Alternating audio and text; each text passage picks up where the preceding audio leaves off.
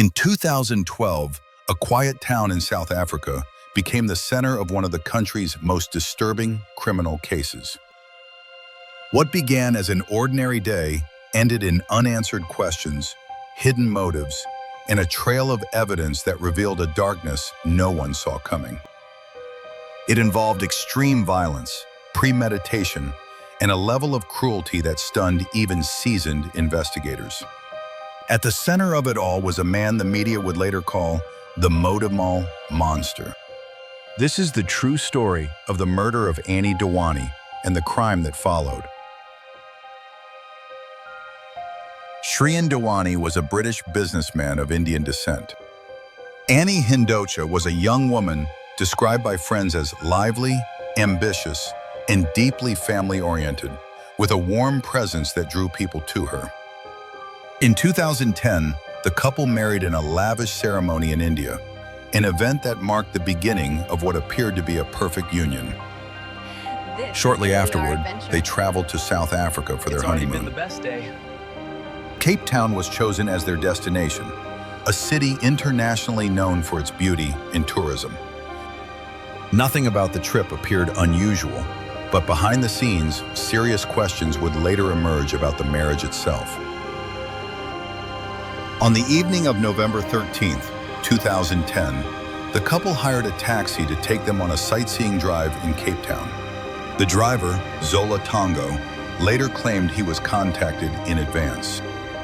At some point during the journey, the taxi was hijacked. Shrien Dewani escaped unharmed. Anni Dewani did not.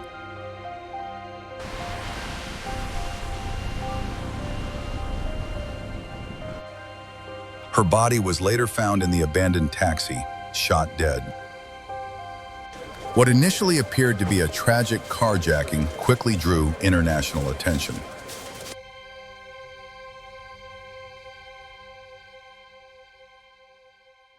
South African police began to notice inconsistencies.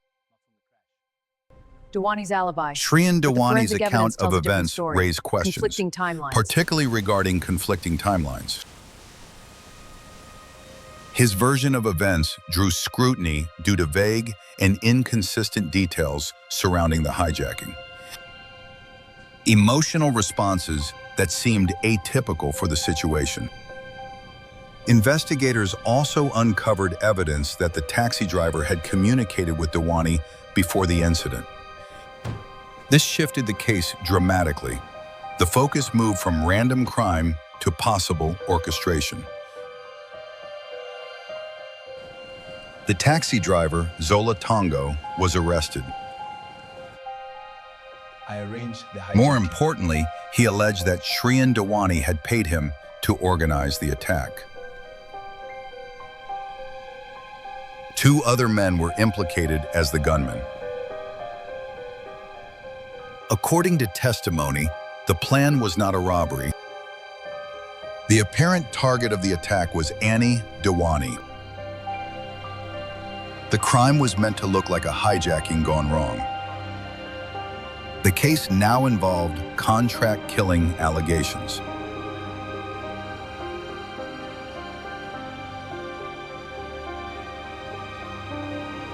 Shrien Dewani returned to the United Kingdom shortly after the incident, but South Africa requested his extradition. What followed was a prolonged legal battle that lasted several years. Dewani's defense argued that he was mentally unfit to stand trial.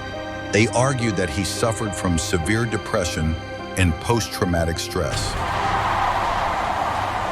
The case drew global media attention and sparked debate over justice, privilege, and accountability. Eventually, Dewani was extradited to South Africa in 2014.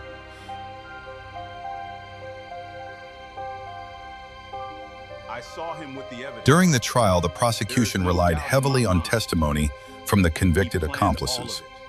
They argued that Dewani had possible financial and personal motives behind the incident.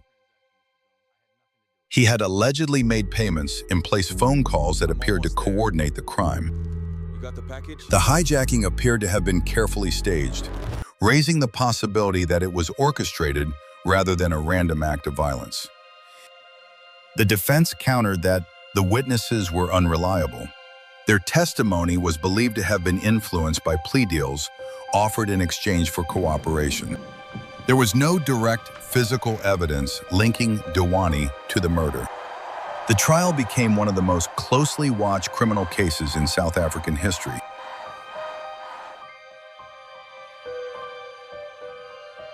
In December 2014, the court ruled that the prosecution had failed to prove its case beyond reasonable doubt. Shrien Dewani was acquitted. The decision was deeply controversial. Many members of the public believed justice had not been served. Others argued that the legal standard of proof had not been met.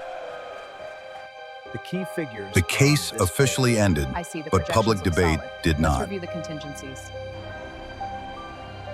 The Modimolle case left lasting questions. Can justice survive when key witnesses are criminals themselves? How do courts carefully balance public suspicion and speculation against the weight of credible, admissible evidence presented before them? Does wealth or international influence affect outcomes? For Anni Dewani's family, the loss remains permanent. For South Africa, the case highlighted both the strengths and limitations of the justice system. The Modimolle Monster case is not just a story about violence, but a deeply unsettling account of betrayal, manipulation, and the devastating consequences of hidden brutality. It is a story about truth, doubt, and the thin line between suspicion and proof. And it remains one of the most unsettling criminal cases in modern African history.